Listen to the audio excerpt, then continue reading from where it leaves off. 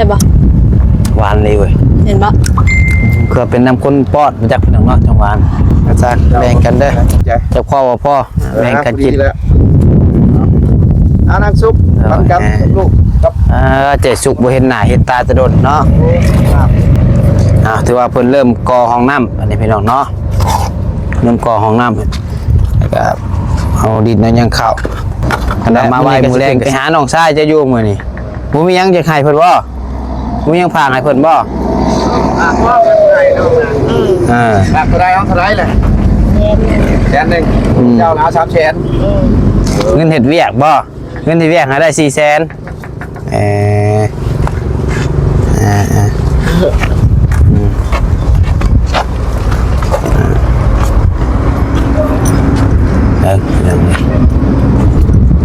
เนาะเดือนนึงตรงไว้เดือนนึงเดือนถามมือให้น้องสายฟ้าบ่เนี่ยถามให้เท่าไร100,000เอาเดี๋ยวเสียมือให้ซะถามมือให้น้องชายเพิ่นพี่น้องเอ้ยเต็มบัตรมาให้เติมบัตรเจ้าอยู่200,000น้ำพอ100,000เจ้าผากน้ำข่อย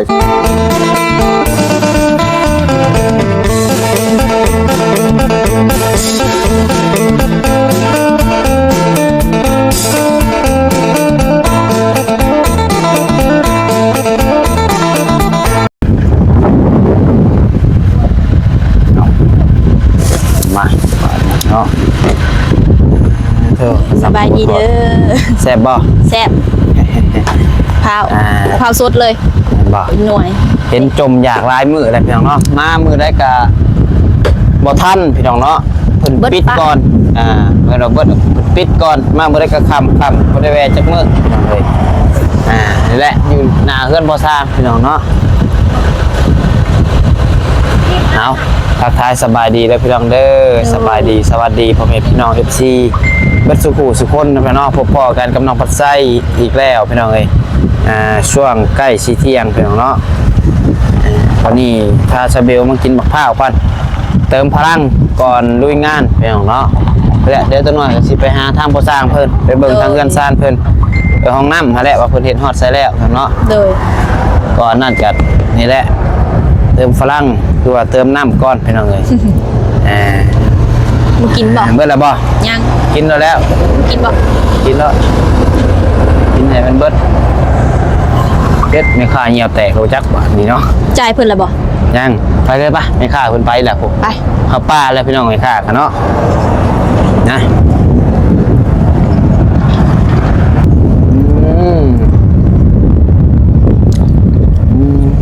ใช่บ่หวานเลยเว้ยเห็นปะเพื่อเป็นน้ำข้นปอดมาจากพี่น้องเนาะจังหวานคนมีแฟนเมืองคลิปนี้กะชีจาก5อยู่จังนี่ เอาหยอกพี่น้องเนาะมะพร้าวสดเนาะแต่ว่าบ่อยากหวานไม่ได้มันอยากชุ่มๆนิดนึงแต่ว่านิดนึงมันคือมะพร้าวอยู่ค่ะติดเพื่อนน่ะตัวเพื่อนประจอมอ่ะตอนน่ะเขาไอ้บุญซื้อราว54หมากเลยเป็นมะพร้าวน้ำหอมตัวน่ะแซ่บแห้งพี่น้องหวานแบบแซ่บพี่น้องเนาะหวานจะจ้อยอันไข่เลยบอกกับโต๊ะน้ำมะพร้าวในป๋องค่ะรู้ว่ามันสิแซ่บกว่าหันเป็นมะพร้าวสดเด้อันสินัวกว่านั้นมะพร้าวน้ำหอมอันนี้มันยังอยากชุ่มๆอยู่พี่น้องเลยมะพร้าวจ่ายเงินไม่ค่ากันอยู่พี่น้องเนาะบ่นะเบิดโตแต่ใบเขียวใบ1,000ดอกใบกล้วยโอ้กำลังสิว่าไม่ค่าบ่เอาเงินนำเลยบ่วะกำลังสิไปปะอะไรขายดีบ่ไหมค่ะขายดีอยู่เมื่อวานนี้สิว่าสิมาซื้อน้ำผัดว่าเบิดปะเลยเมื่อวานนี้เจ้าหนึ่งมาได้คนละเจ้าเลยคนละเจ้าบ่คนละเจ้าเอื้อยเอามากับเอามาเมื่อเช้านี่โดยเอื้อยอีกคนหนึ่งกะเรื่องคนอยู่มักหยอกคนดอกมากินแต่เถื่อมันคนบ่สบายคนไม่ได้ออกเลยเอื้อยเงินคำเขาใช่เลยพี่น้องกันบ่คือว่าคนรู้จักโอ้ยคนอันนั้นคนรู้จักกันแล้วเปลี่ยนกันมาท้ายเนาะแม่นท่านผู้หนึ่งมาขายแต่ผู้หนึ่งก็บริขายบ่แม่นก็แล้วแต่คนจะออกก็ออกแล้วแต่ปริมาณติแล้วแต่มันไผมันแม่น อกนั่นมื้อนี้เพิ่นบ่สบายเว้าจนบ่ออกเสียงแล้วก็เฮาออก มะพร้าวยังเอื้อยเพิ่นเอิ้นอันนี้ เฮาก็บ่ฮู้กัน โอ้โหบ่มีแต่คู่ตะคาย เจ้าไปเอามาให้ในค่าย เอากินเห็นเบิดน้ำได้ให้เพิ่นพาให้นี่กินนอนมันเติมพลังเติมน้ำให้อิ่มก่อนและเดี๋ยวจังหน่อยจะไปหาพ่อสร้างเพิ่นเนาะ ป้ามื้อนี้แดดเปรี้ยงๆนั่นมื้อนี้ พ่อสร้างมีพาเพิ่นกินเบิดจนนี่แหละสิซื้อ2หมาก็จะกินบ่เบิดพี่น้อง กูกินบ่กินซอยนะ กินอยู่ ดูด น้ำมันลายเลยครับ แม่น เต็มเลยนะ ถ้าว่าใส่เจาะก็เต็มเจาะง่วงใหญ่หนึง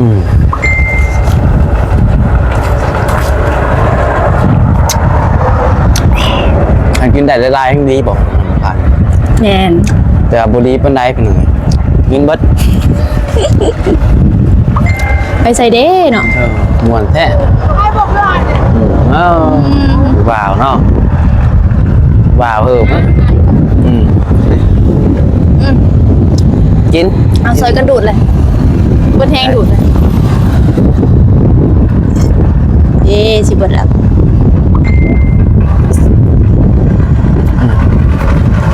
กินกันพี่น้องเลยเนาะมีพริกกินพริกมีเกลือกินเกลือบ่มีกับบ่กิน บ่มีกับกินคือเก้าพี่น้องไงกินก็บ่ได้เนาะ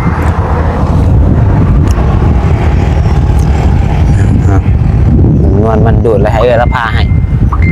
ผู้ใดเสร็จมาดิเนาะโอ้ยจริงผมเป็นเฟซน้องได้พี่น้องเนาะจริงพอน้องมาแซวรู้ซับมันน้องสาวเลยรู้ซับกาวน้องสาวโอ้ เจ้าพ่อกันมาจากบ้านไหน มาแต่เชโน่นี่มาซอยบ่สร้างคนนี้ดินี่ คุณเชโน นี่นะมาเห็ดเทือนเห็ดแล้วนี่นับ ทำไรอ่ะ ฮะเฮ้มาซอยบ่สร้างเงานี่บูจักเล่าบ่ ผู้ที่ชูเขาบอก แม่นผู้เป็นสร้างนี่นายรับพาให้ เอ้ยพาให้เฮาเนี่ย พวกเขาเอาไปเลย เอาไปเลยกินเอาได้ฉบับนี่ เอาถอดโซ่เอา ไปเลย เอาขึ้นไปเลย แม่น กินนี่ฮะ แม่น อ้า ต้องคือไปเป็นนะ มี คนว่ากลับมาคอยสิส่งจะเดิม อ้าว เป็นย่ามใด ได้ เราสิกลับมาตอนใดเด่น บ่วงกันเดียวบ่ แม่นะออกมา3-4กันเดี๋ยวเขาจะเอาไปเบิดเบิ้งผู้มีอยู่ในถุงเบิ้งเขา ให้นวลมันพอดีกินอยู่บ่ แบบนี้เลยนี่เลยแม่นบ่เลย พอดีกินได้สำนีบ่แก่บ่อ่อนนี่ เห็ดใส่ยังเกาะน้ำหวานคือสิแซ่บ โอเค นี่ถอดเจาะยังอันนั้นได้ อะไรบ้าง ดูดเอา ได้ปะ โอเคว่ากินเลยกินดีอ้าวกินแล้วก็ไปดูงานนะพี่เนาะ อ้าว เดี๋ยว แม่เอาถุงมือ เขากินน้ำมะพร้าวกันด้วยพี่น้องเด้อเดี๋ยวไปแหละไปเบิ่งทางเงินชาติพอสร้างพี่น้องเนาะจักหน่อยเดี๋ยวพาไปขอเติมพลังก่อนไปพี่น้องเนาะยิ้มแล้ววันนี้ใช่ปุ๊บไปเลยบ่ปุ๊บ น้ำท่านแหงเห็ดสองซับมือ จับใส่ดิปุ๊บ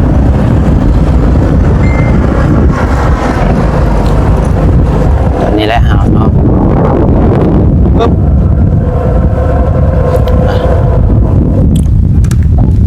ไปเด้อปุ๊บไปพี่น้องไปได้หอดเสร็จแล้วเบิ่งแลนเขาอยากออกพี่น้องเนาะรถก็ได้รู้สึกว่าแลนอยากอืดๆกว่าเก่าพี่น้องเลยเบิ่งแป๊บนึงเปลี่ยนยางเรียบร้อยพี่น้องเนาะตัวนี้เป็นมือหนึ่งเลยตัวนี้เนาะเสร็จละพันพี่น้องเอ้ยตัวนี้ใส่มือสองแต่ก็โอเคอยู่มือสองแต่ก็ยังสภาพดีพี่น้องเนาะสภาพยัง สภาพร้อย ยังดีตัวที่แรกข้างหล่างนี่ก็ว่าสิใส่มือสองแต่ว่ามันหายากพี่น้องเนาะก็เลยว่ากระเทินเปลี่ยนเลยเปลี่ยนบัตรเดียวให้มันแล้วเลยซะทำชี้บัตรดีพี่น้องเนาะขึ้นเหนื้อลงใต้ ย่านแต่มีทางไปแต่ว่าส่วนหลายก็บ่ได้ขี่ดอกพี่น้องส่วนหลายก็สิให้แต่ทางน้องชายพี่น้องเนาะทางน้องชายขี่ไปโรงเรียนพี่น้องนอกจากว่าเพิ่นพักโรงเรียนเลยผู้ใดพัก2พักเทอมปิดเทอม จังว่ากันพี่น้องเนาะผมใส่กระบอกหมวกมาสับเนาะแดดสับมือนี่พี่น้องเลย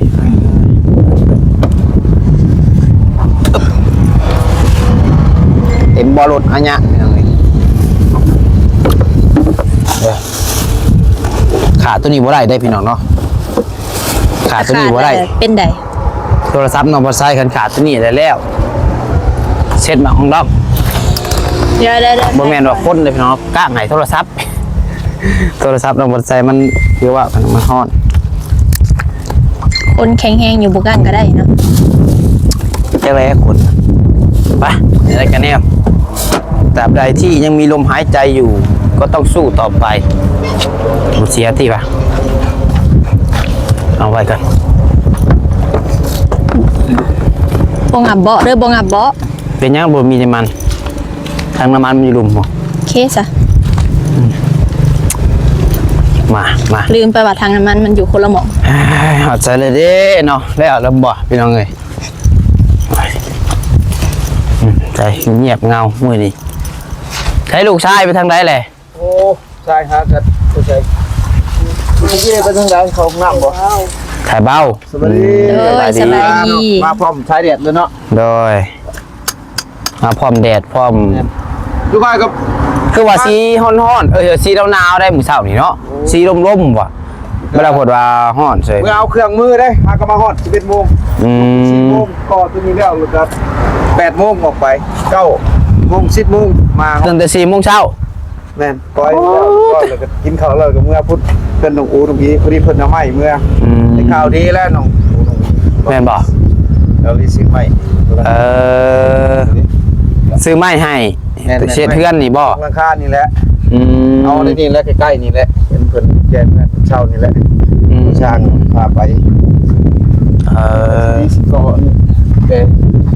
ก็แล้วมื้อแรงสิเข้าค้านแล้วเทไปเลยนะ โดย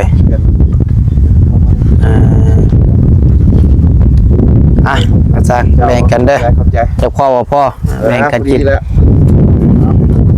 น้ำซุปปันกันลูกกับ เจ็ดสุกบ่เห็นหน้าเห็นตาจะโดนเนาะ โอ้สุกน้ำ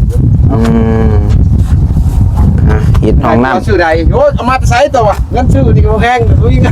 ซื้อกินก็แพงเลยวะ อยากได้ใดบ่เพิ่มไฟฟ้าก็มีแหละเนาะเท่าใดว่าใดเนาะแพงบ่ 2,000 บ่ ก็นั่นแหละ ประมาณ 2,000 เนาะ 2,000สายซิวเนี่ยไล่ 3,000 ซะ 2-3,000ติเขาน่ะตัวดีนี่ได้จุ่มบ่ ได้จรวด ได้จุ่มเนี่ยมันก็สิแห้งเนาะมันก็สะดวกสบายคันได้ง่อยแหละมันก็สิอันนั้น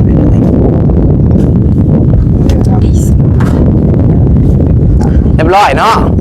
ก็นี่เป็นตะบก เราเลยตกลงไปนี่ขึ้นบ่ได้ แล้วนี่เป็นข้อประสาง คุยผัวจังเม็ดกับความลึกนี่พอทาง2กว่าผัว ประมาณเมตรปลาย แม่นบ่ ประมาณเมตร60 70 สูงเติบเลยแม่น้องเอ้ยแม่น80 วันไปแล้วบ่ได้แค่ คือสิฮอดอยู่แม่น80 เมตร เฮานี่ยังรีบผัวแหละ วันนี้แล้วมันลงหัวที่หัวแหละ โอ้ จะไม่หาชี้60 แม่นบ่ แล้วนี่ก็70 หา70 สิได้เท่าใดฮะเด้ฮะ แม่น70ก็กายเฮาเจ้าก็ยังเกือบสมหัว เจ้าเลยแล้วตกลงขึ้นบ่ได้แล้วแหละ เรียบร้อยนะขนาดตกลงไปก็ได้ คือว่ามันน้ำมันเป็นขนาดนี้ก็จะได้เก็บเพราะว่ามันจะมีน้ำข้างได้บ่มันใช่ โดย มาแล้วมันข้างมาได้เยอะ คือเอาเพิ่นกอสำเร็จแล้วพี่น้องเนาะยังก่อนคนเก็บจมที่มาจมตัวกอแล้วมันนี่เริ่มแล้ววันนี้พอเริ่ม พอดีแล้ว ตีแบบที่ยังแล้วบ่ตีแบบกอของน้ำวันนี้เนาะ ก็ต้องน้ำเลยก็เริ่ม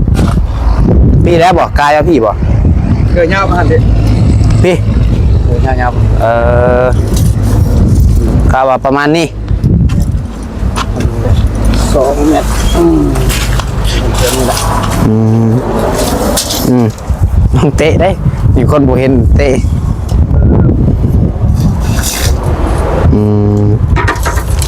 ประมาณนี้พี่น้องเนาะเราเสร็จ พอดีบนรถเที่ยวไปเที่ยวมาก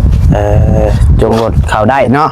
ว่าอนาคตนี่เสียหัวได้เนาะบางช่วงนี้ ก็เนี่ยเพิ่นเฮ็ดด้วยทองทั้งไว้ยันนั่นงอกกล้วยเพิ่นมาเลยช่วง ประมาณนี้พี่น้องแต่นี่มันนี่ผู้ที่3โยบ ตรงแม่หาชิปครับกับน้องๆห้องน้ำน้อยๆอย่างนี้ ดีแล้ว ดีเข่า น้อยบ่ใหญ่ โควิดอยู่หันลงหันหันเลยแล้วดึงเขาได้หันคือว่ามีอยู่ในเด็กอยู่ คอยเฮ็ดไปเนาะโอ้ยลูกชายเวนจากเมื่อแล้ววะ โอ้ไปพุ่นลิฟต์เลยไปหาหมู่อ่ะเพื่อนกับไปหาแง่ไข่บูแดงเมื่อหุ่นจะเศร้าลิฟต์จะน้ำเมา เมื่อใส่ เมื่อบ้านน้ำแหกไปแล้วเราแข่งพอ งาเครื่องน้ำพอกันรีบไปหาเพื่อน แน่นมันน้อยเป็นไงก็เลยแบบนั้นนึงได้มาสวย หมอเมียกับบริภาคกันใส่ นี่นะมากับเอฟเครื่องคือขนาดผู้ใดบนเขาเจ้าไปเอานั่นแหละ แล้วภาพเพิ่นมาน้ำเพิ่นบ่ ผักมานะเพิ่น วั วันเบาลี่กับเพิ่นกระลืมแน่โพสร้างก็บ่ได้ว่าให้เพิ่นลำบากนะเพิ่นว่าเอาเองกับเพิ่นไปส่งข้อความมาอยู่ว่าลืมเรื่องโพสร้างนี่กระสอบพวกเลย นะพี่น้องเนาะสิเทคานบ่บัดนี้คือว่าแนวใด สกอตัวนี้แล้วก็เทคานพร้อมกันเลยนะ โอ้ก่อน แม่นกอตัวนี้แล้วแล้วก็เทคานกลับไว้เอาดินเขาตัวนี้เลย ดินนี่แหละบ่เบิ่งชง แม่นดินที่นี่แหละ แล้วสิเอาเข้าห้องน้ำลาวพี่น้อง แม่นดินตัวนี้บ่พ่อก็ไปเอาดินทรายเพิ่นรุดรถเข้าบ่ได้เลยมันคาเลยเอาดินทราย ค่ะเดี๋ยวดินทรายถมหนาเนาะบ่ว่าแล้วนั่นน้ำเทจังได๋ก็ได้เทพื้นแล้วเนาะ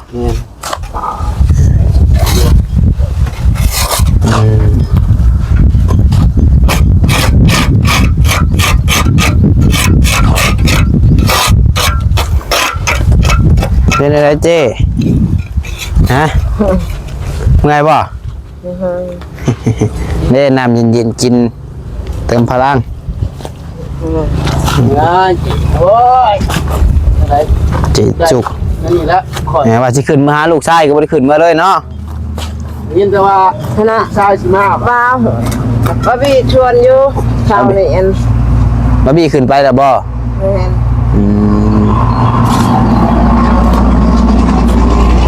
ชวนไป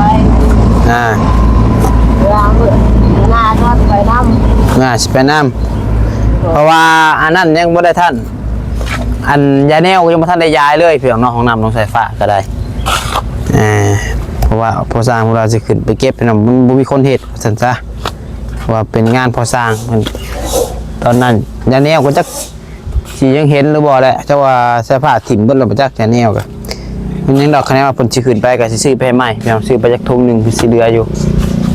ไปน่ะ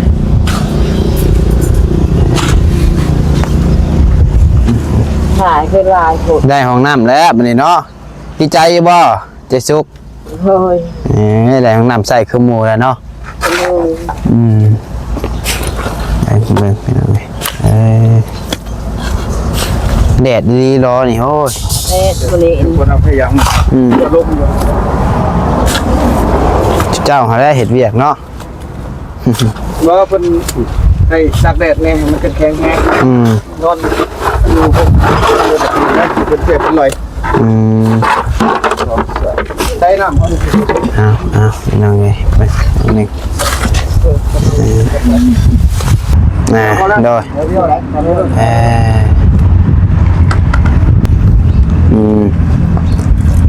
เอาไม่น้องเลยมาอัปเดตให้ FC เบิ่งเป็นอย่างเนาะมือที่2มือนี้เนาะ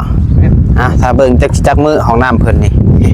ใครจะดอกสร้างเองอยู่พี่น้องเลยเฮ็ดเองก็บ่ได้จ้างค่าสร้างค่าเสียค่าสร้างจ้างกันนี่แหละเนาะน้องคงเคยพอได้ให้กินน้ำกินในติ รอยแล้วบัดเฮาเพิ่นได้เงินกะเพิ่นก็หาช่างเก็บช้อยว่ะ ไปซอยเพิ่นคืนติ ทางยากจังหั่นเงินกันได้เนี่ยนี่ก็เล่นอีกกันแล้ว และทั้งมื้อนี้กูบ่เครื่องของกับแพง ยอมไปได้ค่อยแป๊บเดียวบ่จักไปถามเบิ่งกันนั่นนี่จนบ่ปากเลยเอาก่อน เด้อ เอาบอกมาได้ครับ ถือว่าเพิ่นเริ่มก่อห้องน้ำอันนี้พี่น้องเนาะเริ่มก่อห้องน้ำแล้วก็เอาดินนั้นยังเข้าคันเอามาไว้มื้อแรงก็สิแวะอีกอยู่พี่น้องเอ้ยแวะอัปเดตให้เบิ่งมื้อละคลิป2คลิป เอาไปติดกันเลยพี่ สิแวะหาละทุกมื้ออยู่พี่น้องเอ้ยปล่อยจีผู้เพิ่นท่าเบิ่งก็ท่าเบิ่งอยู่ได้พอสร้างก็ได้ผู้เพิ่นอยากเบิ่งพี่น้องเนาะ อายอยู่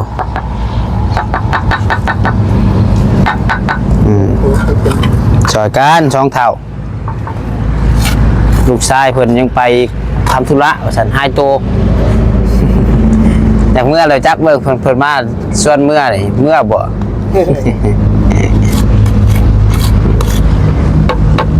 เพื่อนก็โทรกลิ้งก็ได้เพื่อน โทรนำบ่ เพื่อนเนาะเพื่อนต่อเพิ่นบ่โอ้เลยเอาตัวติดเลย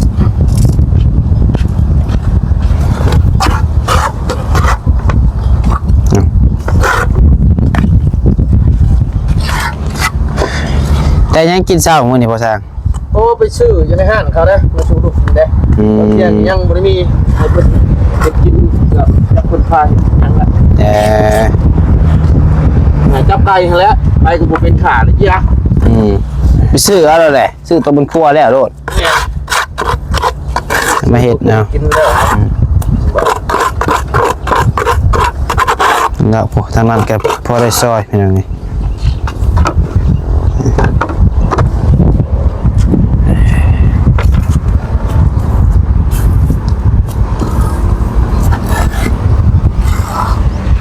คืนนี้นอนอยู่นี้บ่จัง แม่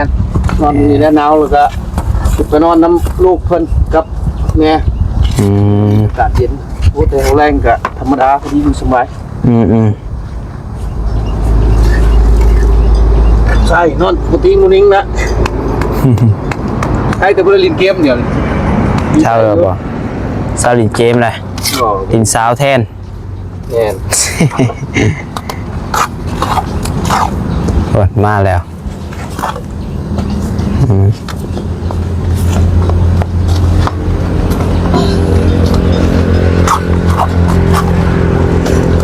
มาแต่ทางใดบ่เฮ้ยมาแต่ซ้ายมาแต่หาผู้สาวมาแต่เข้าป่าที่เรามาแต่หาผู้สาวเสร็จแล้วโอ้ที่เรามา2 มื้อมีผู้สาวบ้านนั่นดงบักยางเลยแสดงว่าบ่ธรรมดาแล้วหมอนี่เนาะที่เรียกว่า แต่เพื่อนกับเพื่อนเพิ่นไกด์ได้บ้านนาเอื้องพุ่นบ่แม่นแล้วน้องอึ่งน้องตันพุ่นได้หมอนั่นแชทมาว่าขอเป็นเพื่อนบ่น้องอึ่งน้องตันแม่นบ่พอสร้างโอ้เด้คือบุคคลใส่ล้อฮะล้อก็มี แม่แนวเย็นลูก คนใส่ล้อก็สุกมา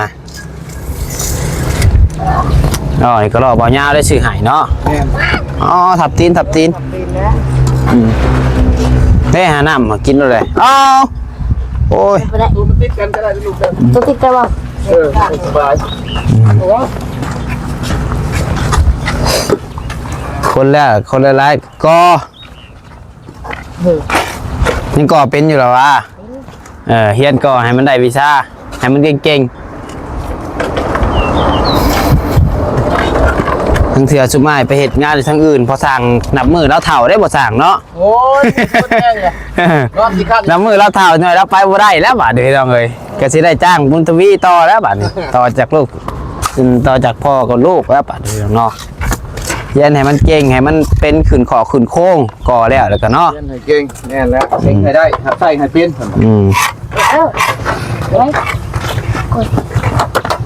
ก็เป็นต่อไปแล้วก็ขืนโค้งนั่นนี่ทราบเก่งนี่ไปเลยก็คือนี่ก้อนสุดท้ายบ่นี่พอดีแบบวิทย์หนาดีได้หนึ่งเนาะ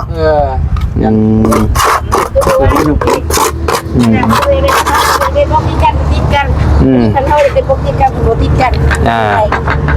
เช็คเล่นอะไรบอกกันเลย เนี่ยเป็นไรเลยไปหาเพื่อนแห้งบ่พี่เพื่อนก็เกี่ยวมากโอ้ย เพื่อนใส่เขี้ยวหมาก เพื่อนนั่นแหละลงกิ๊กนอกดักดัก น้องกิ๊กเขี้ยวหมากบ่ บ่เห็นจับจะคูณขึ้นเกี่ยวมา โอ้ ไปอย่างวิน นิดหน่อยนึงก็เขี้ยวหมากเนาะ ไปอย่างวินเลย แม่นบ่โอ้ ก็แรกข่อยว่ะเพื่อนดีคือเกี่ยวมาก ก็ว่าแล้วมัน บ่อันนั้นได้เอาเคยเลยได้บ่ใช่เลย แต่ว่าน้องเพิ่นก็ฮักก็15 ปีเนาะ แม่น 15 ปีเขี้ยวหมากเลยพี่น้องเอ้ย เข้าไป เขี้ยวหมากนี่เพิ่นเขี้ยวเห็นยังพอสร้าง หมายความว่ามันขัดน้ำใจเขาอะไรแบบเขา แบบสูบยานี่บ่ ยานี่เลย บ่ ได้เกี่ยวกับมันบ่แล้วกินข้าวปากข้าวคอเขาแหละภาษาบ้านเขา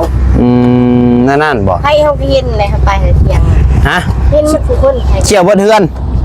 เขาเที่ยวกันพอล่าไหม แล้วผมแกนคูดมันก็ใหญ่นี่จำว่ามีนางพันตัวพัน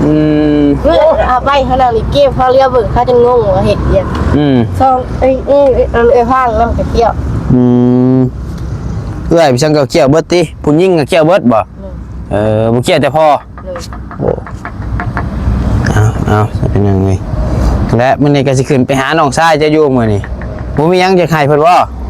บ่มีหยังฝากให้เพิ่นบ่ พ่อเป็นไงเนาะหลักเท่าไรเอาเท่าไรเลยแสนหนึ่งเจ้าแล้ว3 แสน เงินเฮ็ดเวียกบ่เงินเฮ็ดเวียกหาได้400,000